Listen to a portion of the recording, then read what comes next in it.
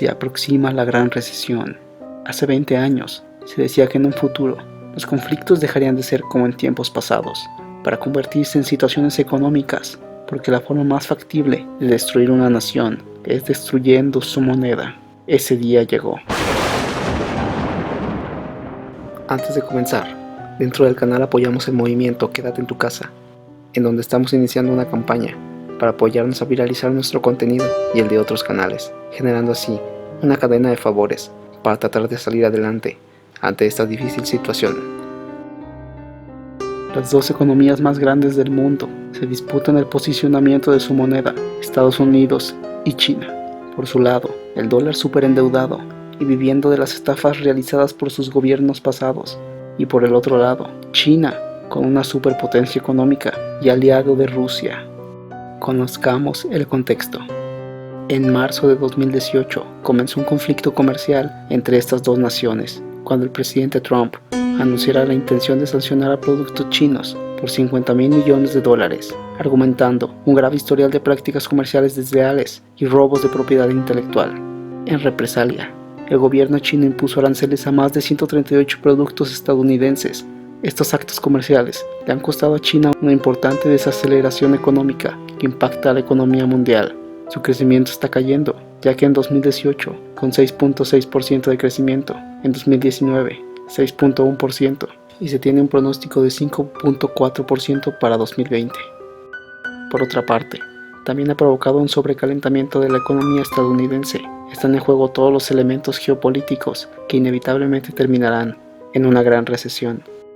El 7 de diciembre de 2019, China declaró el primer caso de lo ocurrido, y a la fecha ha confirmado 80.000 casos y 3.180 muertes.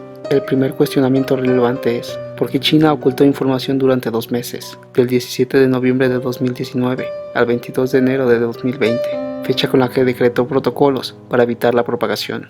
China tenía muy en claro el impacto de la economía mundial, pero específicamente en los precios del petróleo y por consecuencia en la economía de Estados Unidos.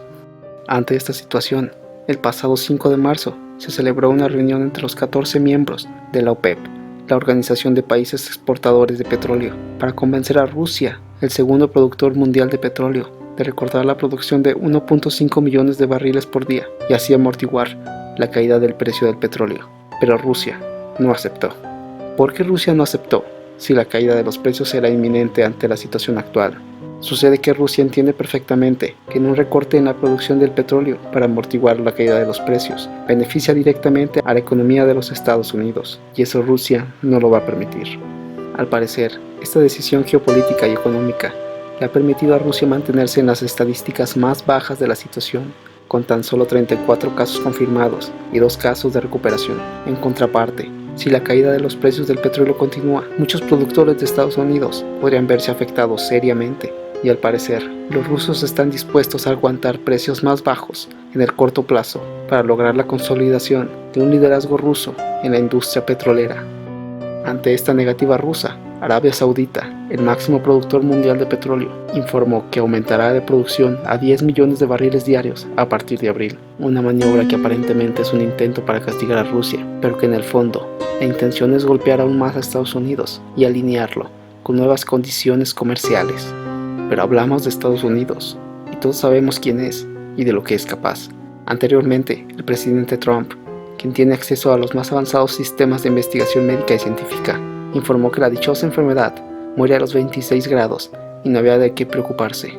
Un par de semanas después, Estados Unidos tenía 1.268 casos confirmados y 33 fallecimientos.